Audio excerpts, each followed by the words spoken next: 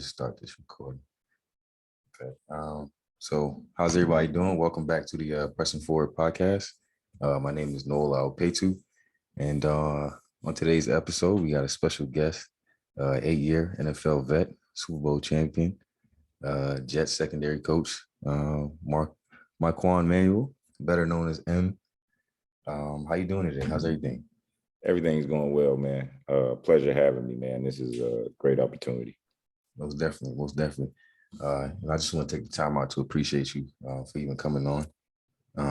So we'll just kind of dive right into it and just get to a background, a little synopsis on who you are. Can you tell us a little bit of your background, where you from? From Miami, Florida. One of 17 kids, man. A lot of people, I know you're probably too young to know about the Brady Bunch, but my mom had kids prior to marrying my dad, and my dad had a previous marriage before, and then they had 6 of us together. So that combination was an awesome feat. Everybody wonder where my personality comes from. I'm a blend of 17 kids, and if you put it all together, that's who I am. So I can't take credit for all of it, but born and raised in the inner city of Miami. My oldest brother actually was the first to go to college of all of us. He played at Florida State back in the mid 80s. You weren't even born yet. I wasn't. But a little bit about me. My mom graduated high school when she was 14, moved to Miami, and the rest kind of took off from there. Didn't have much growing up, just like everybody else. Understood that football was my ticket. I ran track because that was free. We couldn't afford anything else. So I ran track until I got into the 8th grade. So a lot of people don't know that I only played Pop Warner for like 1 year. And I played Sandlocking my entire life, but I played Pop Warner for only 1 year. So it took me the first year to figure out how to use a helmet and a mouthpiece. With all that said, me and my son joke about it a lot. And I tell him, like, the best part about it was I knew I had talent. I was probably the smallest. My growth spurt didn't happen until my freshman year. So I was like 4'10", and everybody was like, "You're too small to play football," but I was really, really tough. In school, I was always basically A, B student. So to fast forward you on everything else, ended up playing quarterback, the first position I ever really played. And a lot of people don't know that. I started at quarterback my freshman and sophomore year in high school. And then I hit my growth spurt. So I ended up like 5'10" in one season. But I just really didn't see myself as a quarterback, even though we threw the ball all the time. Ended up transferring high school, ended up at Miami Senior. And Miami Senior, the reason I transferred there was because they had a pedigree for sending guys to college. Okay. So for me, it was like, well, if this is your ticket to make it, and they had a pedigree to sending guys to college, nationally ranked every year, if you think you have talent, let's go down there. And the rest is history, man. Ended up being a parade All-American. Chose any school I wanted to go to. Ended up student at that. Sorry to cut you out. Yeah, no, you're right. A lot of people don't know that part. I graduated with a 3.9 GPA in high school, top 10 in my class. Ended up getting an academic scholarship to Florida. Out of all the schools, it ended up being Florida because of that part. Right. My brother was in a crucial car accident that almost took his life. So I kind of really always had the understanding of where would I go to school at if anything happened to me. And Florida, if anybody really knows, is like the Duke of the South down here in Florida. And so I went to Florida. I was a Florida State fan growing up, but I ended up going to Florida. Long story short, ended up graduating in 2.5 years. Fast forward, and didn't redshirt beginning, but at the end of the day, I went into school. I was an automotive engineer. Mechanical engineering is what they really told me to do, and all of it, when I came out, I ended up getting a BA in criminology, going to get my master's degree in counseling education, specializing in mental health. I want to just backtrack real quick. You mentioned being one of 17. I'd imagine that's kind of hard, even trying to find your place. And one of the most important things that I kind of can hear is like how much you stress education. Can you talk about like where that comes from? Maybe it's your upbringing, your family. Why was that so huge for you? Well, it was important because of this, man. My mom and herself always instilled in us that the only thing that you have guaranteed is education. And that's the one guarantee. And if you can get as much education as you possibly can, you can be whatever you want to be on this planet. And she instilled that in us. And I always tell everybody when they look at, even when you looked at my penmanship, when I write on the board, my penmanship had to always be great. Yeah, yeah. And that came from, many nights sitting back, knowing that either a book report that I had to write that she couldn't read, that I had to do over at 2:00 in the morning. Just those small things, man, and understanding that that was going to be my ticket with everything else, knowing that no one was going to be able to deny me and say that, well, you're just an athlete. Right. And right. that's really important. I think a lot of young guys don't understand that. Like, you're one injury away from never playing this game again. And what it is worth getting the best education that you possibly can to do whatever you want to do in life. Right. Right. And, I definitely second that too. Just my parents as well, stress that as well, the education aspect of it. I'm interested in how, growing up in the inner city of Miami kind of shaped your worldview and just how you moved about, when you got to college and things like that. Miami, we started in Overtown. We grew up in Overtown, and a lot of people don't really know about that. That's really what the other side of Miami Beach, really low poverty. That's really what most of the Blacks kind of lived at in the beginning. My dad lived down there, and we kind of like grew up down there. It was one of these, man. I seen everything that you were not supposed to see as a 6, 7, 8, 9, 10-year-old. The other side, I had a brother actually went to college. The other side, I had other brothers that ended up on the streets. Mm-hmm. And when you have that, when I say I am a combination of everybody, when you had guys, I had an older brother that went to the Marines. So when you have that nucleus, also seeing a brother who went to prison for murder, that combination of guys who are 10 to 12 years older than you that had 10 times more talent than me, understanding that in Miami, it was only two ways that you were going to get out. It was either on working on the docks or working on the block. Right. And in that process, that's where football and the track came along. So multiple times, I always said I wasn't the best athlete, but I made the right decisions. And when I say that is, don't get in this car. Make sure that, because peer pressure is, even then, even now, peer pressure has always been there. Right. My biggest thing was, how can I go explain this to my brothers? It wasn't even about my mom. It was about explaining it to my brothers and understanding that I know better. And I think that really instilled in me on many a nights, not to say that I didn't, do things that I shouldn't have done. Right. I was one of the blessed and fortunate ones to possibly get away a couple times. Yeah. But it was a struggle, man. It was a struggle to always do the right thing and understand that at any given moment, this can be taken away. Seeing guns pointed at you, things of that nature that, in the neighborhood we grew up in. Right. Understanding that, and I know we're talking about gun control now, and I'm like, yeah, we talk about gun control in the 80s. That was almost the same thing. The wrong people had a lot of guns. And that was really, really important, man. Really important. Even now, when I go back to the inner city, that's one of the most important things I harp on understanding your surroundings, that this is not the end, this is only the beginning.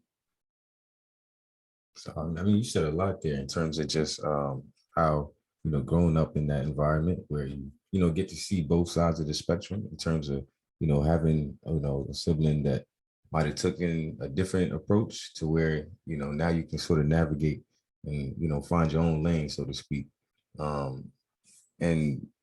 Just moving on into how you get on to, college, you redshirted there.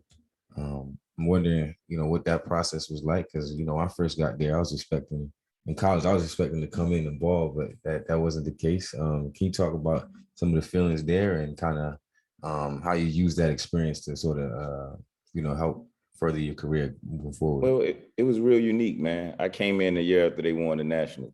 So when I came in, I was number 2 defensive back in the country, thinking that, I'm from Miami, we automatically should start. I don't care what you say. It's just our DNA says starter. I ran kind of like you. I didn't redshirt the beginning of the year, so I played about 7, 8 games, and it just wasn't panning out playtime like I wanted. Right. And it was like, well, you know what? If you can get this year back, and that whole process worked out. I ended up running track in that spring, and I just was determined to make my redshirt freshman year and understanding everything that I saw. So not that I wasn't prepared physically, I think I wasn't ready mentally to handle everything, not just from understanding the scheme, but just understanding mentally at the national level of what the expectation was when you were the number 1 team in the country, everything that was coming at you, and the expectation, not only me, but other coaches. And, just capitalizing on all of that, and the rest took off, man. I knew that I was going to always be accountable. And I talk with the players all the time still about being accountable. A lot of people don't understand that when you go to college, that's the difference between high school and college. It's not just the speed all the time. It's sometimes being accountable. Just be where you're supposed to be, doing what you're supposed to do how you're supposed to do it. Most definitely. And I can second that as well. That's definitely the biggest thing I've noticed too. Is like, in high school, you can kind of be that guy and, get away with a lot of things. And you get to college, like, coaches is holding you accountable. You got to be on time to meetings. So I'm interested in sort of how'd you make that mental jump? You said you made like a mental switch in terms of, the first year you wasn't as ready. So what was that mental switch, and how did you kind of make that switch? Well, you know what? Yeah, and it's really unique. In high school in Florida, we had spring football, but it was like 15 days. You really just got ready. You were playing another sport. And I was in college as well. However, physically, I gained 20 pounds. I understood that my body had to be physically ready. I came into college, I was 6'1", 170 pounds soaking wet. By the time I played my redshirt freshman year, I was 204 pounds. Understanding the physical nature in which I had to get myself ready to play in the SEC. Then the mental standpoint, understanding like coming in, knowing that, all right, in high school, you might have watched film, but in college, if you detail it and you break down everything that you should, they call me coach. That was like the going thing. I've been a coach, man, since I was a freshman. Everybody like, man, ask coach. Coach know the answer. Ask coach. Coach know what you need to do for the workout. Ask coach. Well, and I always intrigued by this standpoint. Knowledge is back to education again. Knowledge is right there. If I can find out exactly what I should do and how I should do it in every scenario, if the video room was going to always be open, like basketball players have a gym. Football players don't have a gym. Our gym is sitting in the film room. And I always say this to players. I'm like, are you watching film or are you studying? And that's the difference. And between my freshman year and my redshirt freshman year, I understood how to study film. And I just used that in my entire career, man. Just being understanding how to study film. Athletically, everybody run, jump, can cut, can do all those things, run a faster 40, do all those things. Right. But where are you going to take that edge? And are you going to dedicate yourself in college when everything else is going on? Can you go in and put the time in like Steph Curry does at the gym? Definitely. And you mentioned the difference between watching film and studying film. What do you find to really be that distinctive difference in terms of, the two? Well, understanding one, the scheme that you're in, that's the first part. So when you break it down on what's your job responsibility, what is your role? All right.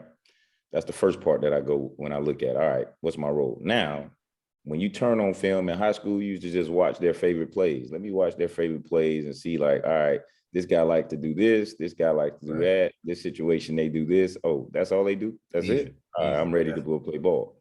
In college, just like the league, here it is. It's really detailed now. Now it may be some type of motion. It may be triggered by a certain guy in a certain position. And it may be they attacking certain guys.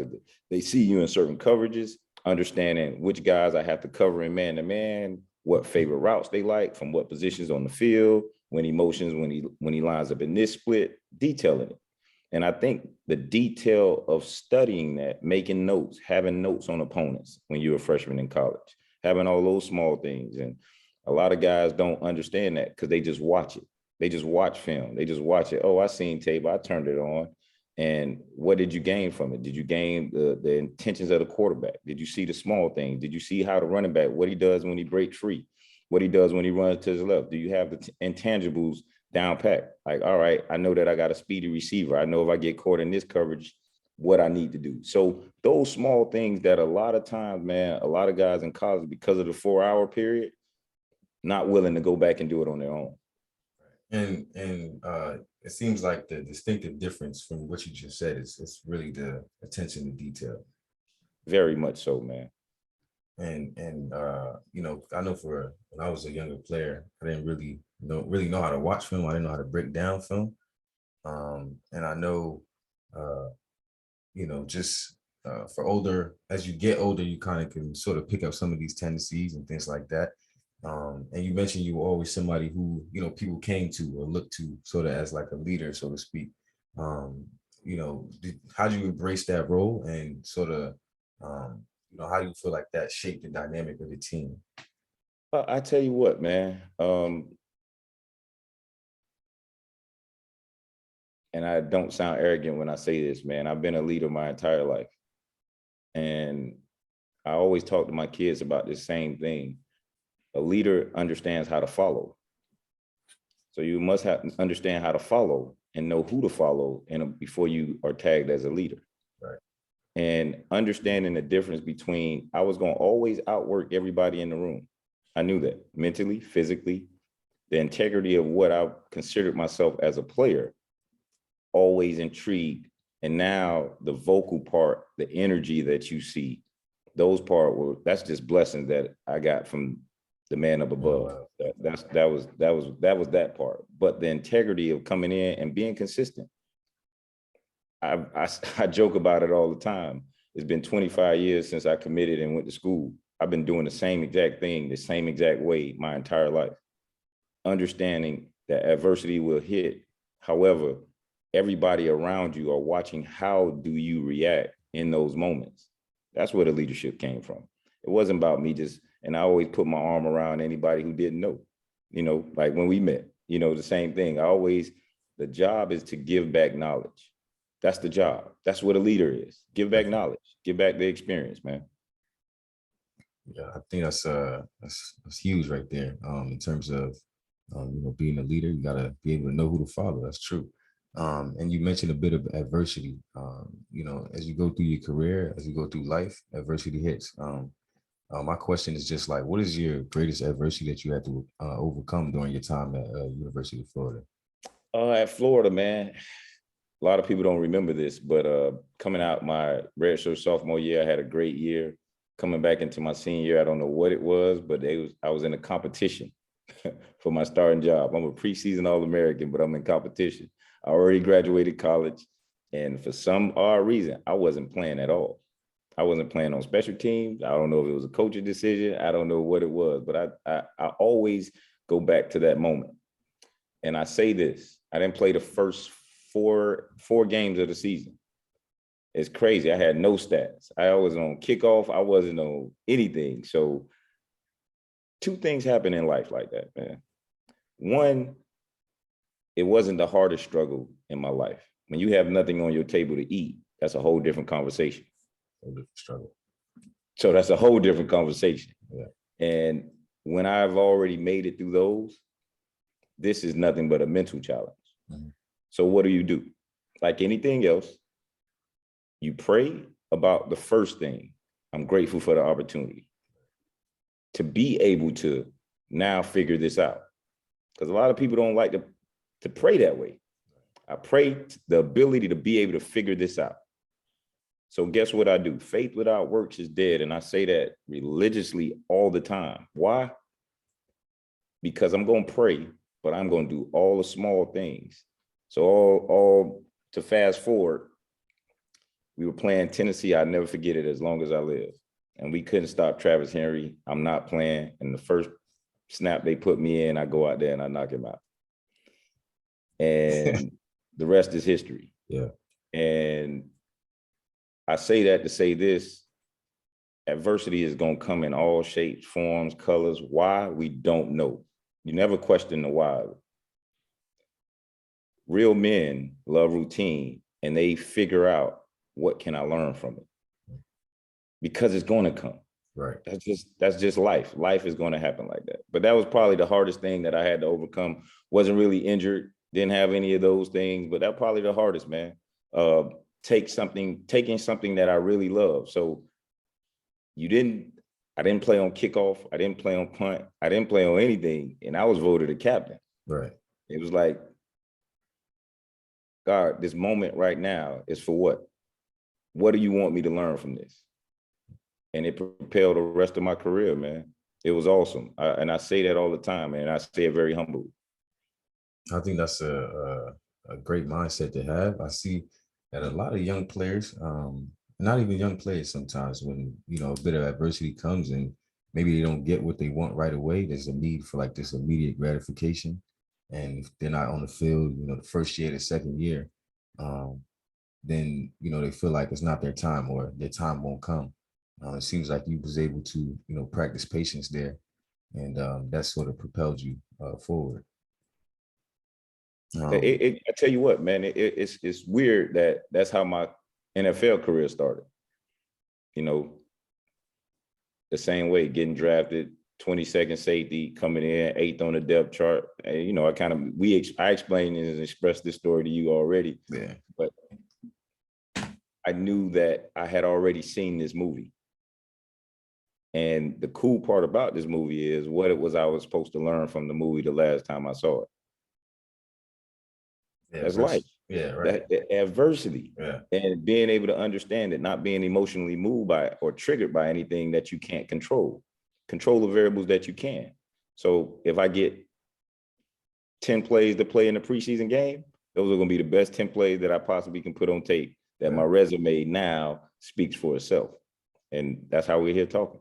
Most definitely. And that was something that I remember you mentioned to us, was like, if you run a 4-4, if you run a 4-5-6, run a 4-5-8, make sure you try and run that every single play. That was something that really stuck out to me. So even just to ask about, you were drafted to the Cincinnati Bengals, 6th round. What were the feelings there? And sort of, were you feeling high? Like, how were those feelings, emotions? Oh man, it was and I say this, and I say it very humbly. It was a very humbling experience. I was on everybody's board after that adversity thing happened with me in college. I decided to come back my senior year and like, well, okay, they said that I can be drafted in the 3rd, 4th round the year before. I wanted to get drafted in the 1st. So I'm going to come back my senior year and we're going to win the Natty and everything going to fall right in place. It didn't work out that way. I ended up going to the Senior Bowl. I was rated like it was me, Roy Williams, Ed Reed coming out the same year. It's crazy. This is a funny story. And I go to the Senior Bowl. So I played nickel. I played corner. I was kind of like you were. I played nickel. I played corner. I played safety. I was the mouth of the South. I can run all day. I can hit. So I was not worried about me running the 40 or doing all the other intangibles. And guess what? Adversity hit. I got hurt at the Senior Bowl. I got an interception, and one of my college teammates was diving at the ball and hyperextended my knee. I was out. I couldn't perform and everybody talk about it all the time. I couldn't perform at the combine. So long story short, I was the last guy to take an MRI. They said that I was a medical reject, basically.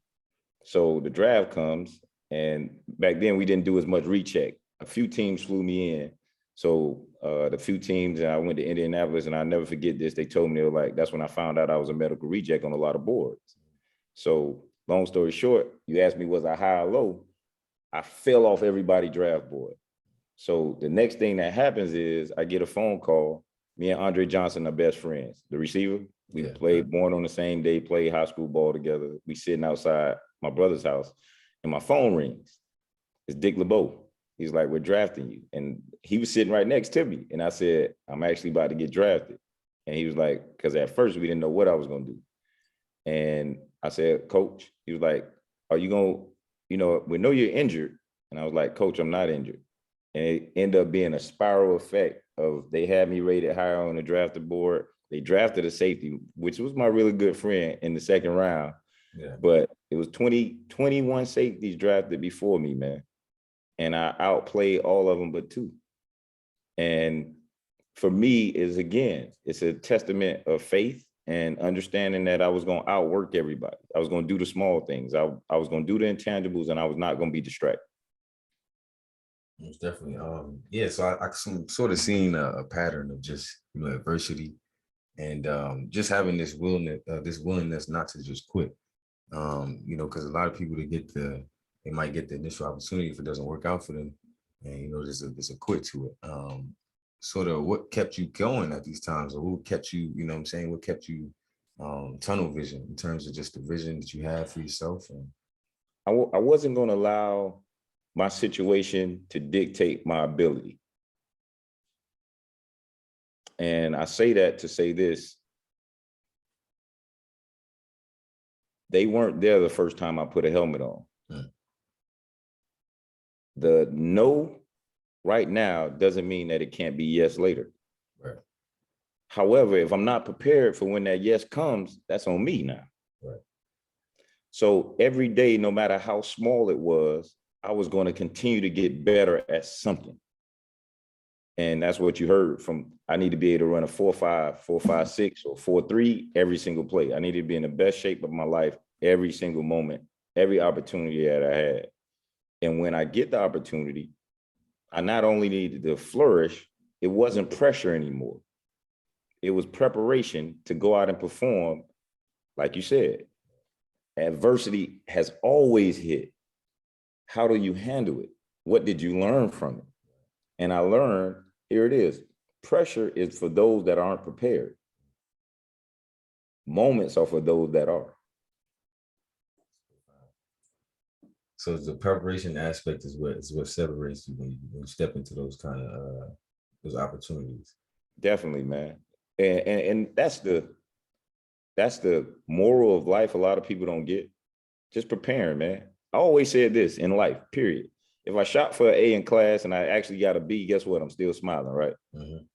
If I shot for a B and I actually get a C, I'm still okay because I got a chance to pass the class. Yeah. And that's kind of how you look at life, man. If I mess around and I shot for the A, man, and I mess around and got the B, guess what? I'm successful. You and I are able to have this conversation about the last 25 years of my life with football. And that's a testament in itself. And I say that very humbly, man. Knowledge, experience, adversity, all those things that we learned at the end of the day, are you giving it to someone else? Mm-hmm.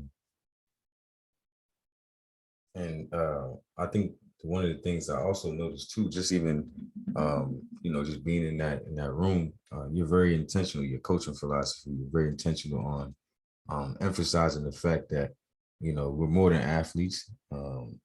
That, and there was a phrase that you said too. When you harden your heart to things out of your control, you block your blessings. Can you really explain what that means? Man, here it is, and it goes back to when you said, I learned that in that adverse moment at Florida. If I would have hardened my heart, so what hardens my heart? The coach say something that I possibly didn't like. Mm-hmm. I might not have got drafted. I might not have got drafted where I wanted to get drafted at. They got me playing a position that I don't really want to play. Somebody tweeted something that I really didn't like. Or they said something about things that I can't control. And if you harden your heart, all right, hardening my heart is this. I'm closing everything off and I'm hating everybody in the world based on something that somebody said or something someone did. You close all opportunities off when you do that. Your ears become numb. They close up. Wax gets built up now. You think that is always good, not listening to the rhetoric, but not being fazed by the rhetoric is the best way to handle it. Understanding that is now motivation. And because we don't channel motivation the correct way sometimes, we harden our hearts and it blocks our blessings. And I think that's what society runs into that. Not only us as athletes, society runs into that. But athletically, that's where that came from, man.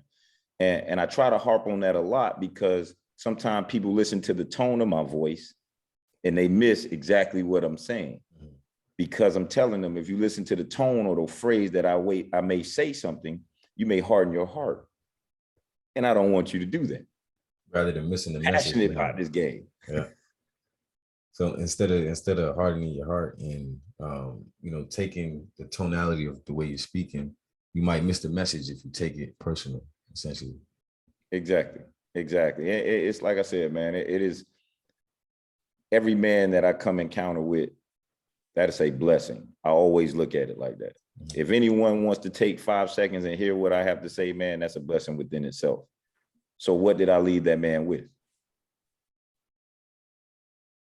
That's a legacy. Right. What you left that man with. That's definitely. Yeah, that was something that stuck with me. I wrote it down in my book and everything, but I'm also interested in coaching. You said you've kind of been a leader, a guy that people look to as coaching, as a coach. Is that something you've always known you wanted to do after your career? I tell you what, man, Super Bowl, you probably wasn't even playing football yet when we were in Detroit, the Seattle Seahawks were playing the Pittsburgh Steelers. And it was my Super Bowl that I played in. And I remember, not going to mention the guy's name, but I got injured and he wasn't prepared to go in. And multiple times I've tried to talk to him and tell him exactly what he needed to do. But I think at that moment is when the trigger of really the coach started to really come to life. Mm-hmm. After that season, we lost the Super Bowl because I couldn't come back and play, but I vowed to not ever play with a guy that didn't know exactly what he needed to do at any given moment. Why? Because I don't know what play I may go down. So you have to be prepared. And that was accountability in the room. So if I understood something, and this is what even my players today, like when you come in, if I understood something, my job is to meet everyone where they are to get them where I need them at the end of the day. So I didn't know that I wanted to be a coach, man. I just knew that every man in the room, I had an ability. I was smart enough. I was cerebral enough to understand what a coach was asking a guy to do. I can remember everything that I'm like a recorder, like we recording this. I can remember everything that was said, did, and it's just funny that my life plays out like that. So if I can do that, am I not cutting my blessings off if I don't teach it to somebody else who may struggle at some other point? They may have not understood what that coach said and they might have missed it. Maybe they were writing something down and they missed what he said. So it's my way to come in and teach it to them. And that's why you hear me talk about the formation is a track. That's right. And yeah. But no, that's definitely huge in terms of that philosophy of coaching.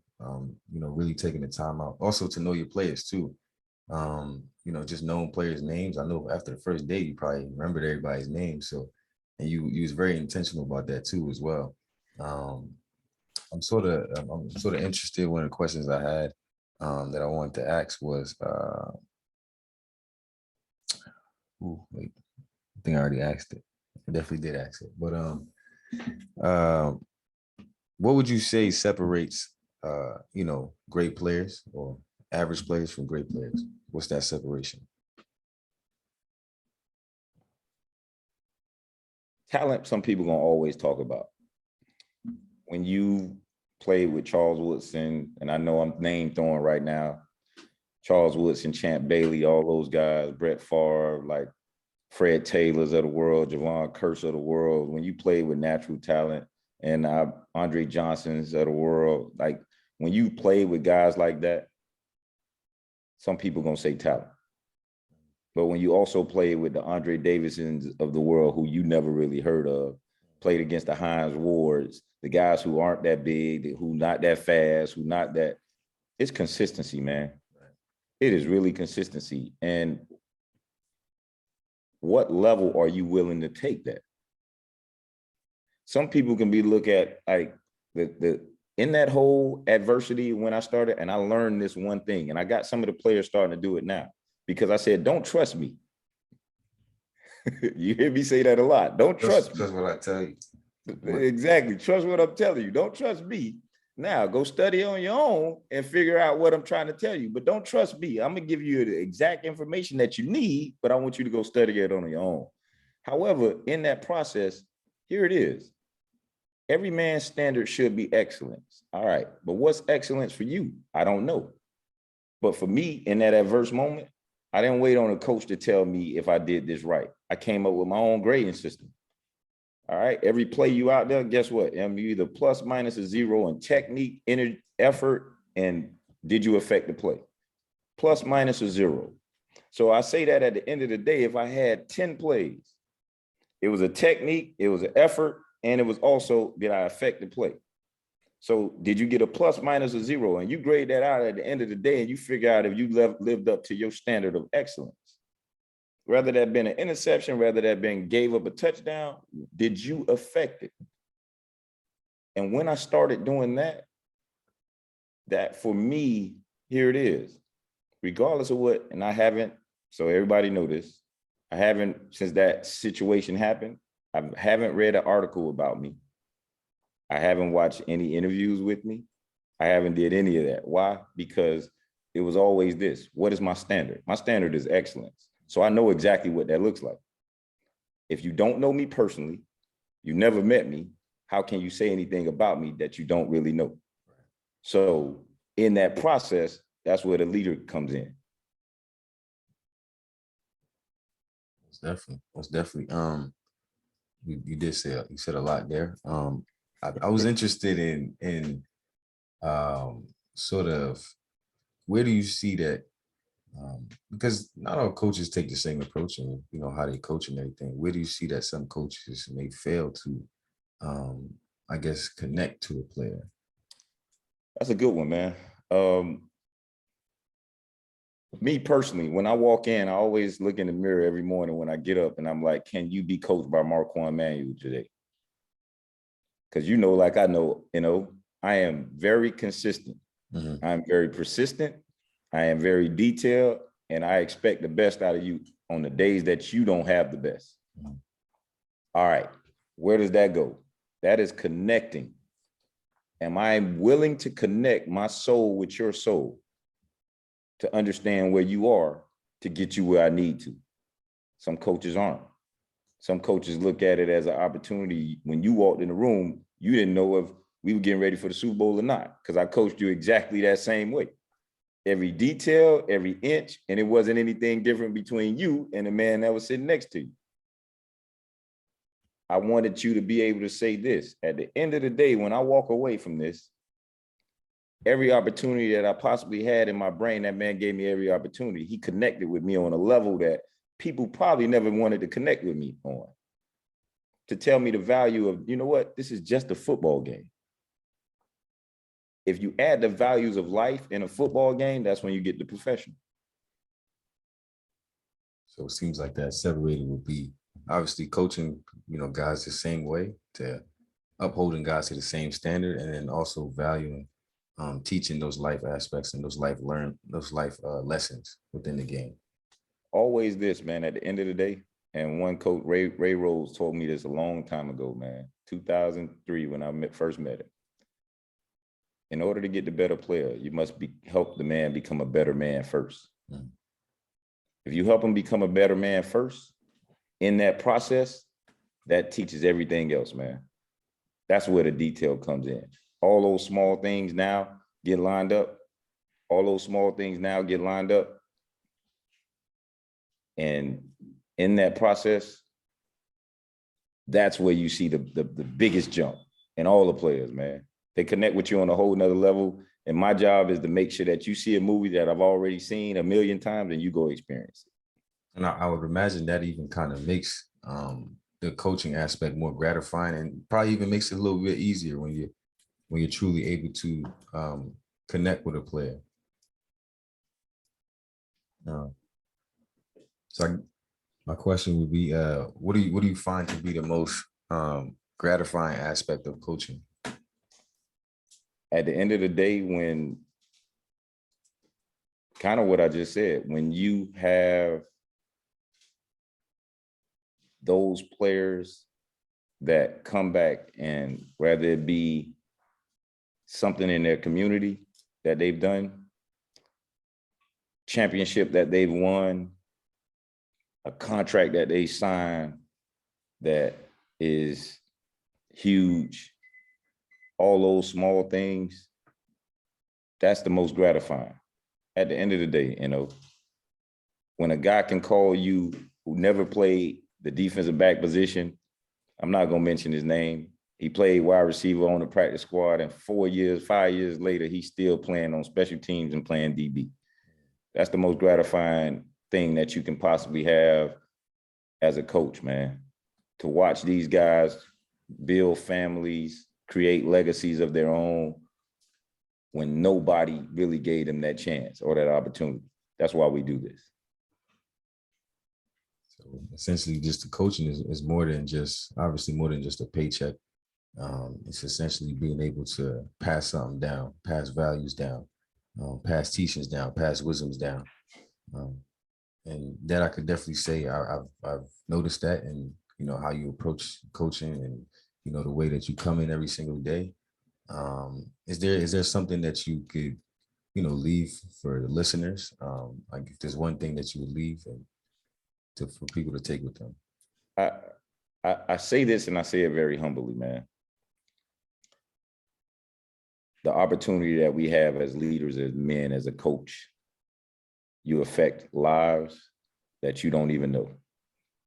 And those that get the opportunity to coach men, no matter what age group it may be, leave a legacy. Don't look for the next job. Leave a legacy. I think sometimes that we get out and we looking for the next job and not dominating the job that we're actually on. And what is it all about? It's about the legacy. And a lot of people they miss that sometimes. In this new era of moving on and being the best at this or being the best at that, we're missing that element of being able to just be there for the men. We're losing that element, man. And I think those that can fall back into that, at the end of the day, that's exactly what it's about. What is your legacy that you left with these guys? Everybody got techniques. Everybody got YouTube. Everybody got what is the legacy? Are you helping these young men become men at the end of the day? And it's even just from a player standpoint, it's hard to forget somebody who's really made a true impact on you. Whether that be mentally, physically, spiritually. And I definitely agree with that sentiment of just really taking the time out to, one, learn your players, understand the players. I think once you really connect with a player, it takes their game to a whole nother level. Because that trust and accountability, they know you care for them. They know it's more than a game for you. And it shows in how you show up every single day. So, I just want to, take the time out and just thank you for, coming on the show. And, I hope you continue to stay blessed. And, I wish the best for you and your family. God bless. Hey, appreciate you, man. Appreciate you having me. Like I said, man, the opportunity, I wouldn't have passed it up. Anytime you get an opportunity, man, to, like I said, to give back, don't ever miss it. Don't ever miss it, man. Don't ever miss it. There's no time. I'm never too busy. Don't ever miss it, man. Don't ever miss it. That's why we do what we do. But appreciate you having me, man. God bless you. Most definitely. Most definitely. Thank you.